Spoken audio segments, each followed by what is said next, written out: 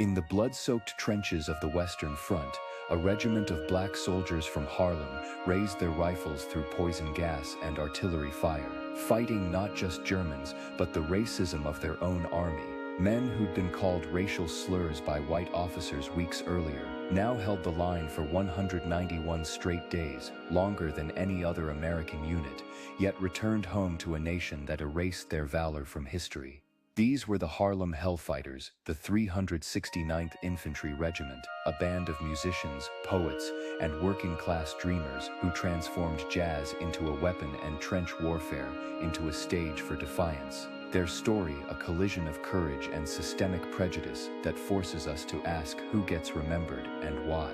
Picture the sulfur-yellow haze of the Meuse-Argonne Offensive, where PVT. Henry Johnson, a 5'4" railroad porter, swung a bolo knife at a German raiding party, saving his wounded friend despite 21 shrapnel wounds, an act of bravery so stunning the French called him Boche Buster, and awarded him their highest honor, while the US denied him a Purple Heart for decades.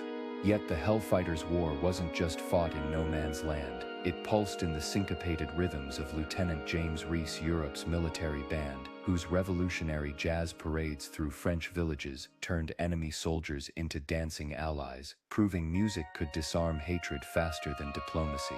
When the armistice came, New York City threw them a victory parade, but only for the white units. The Hellfighters marched anyway, 3,000 strong through Manhattan's snow-glazed streets, their silver Croix de Guerre medals glinting under silent skies, crowds initially heckling until a child broke through police lines to touch the frayed uniform of Sergeant Horace Pippin, whose bullet-shattered right arm would later paint searing canvases of war's trauma.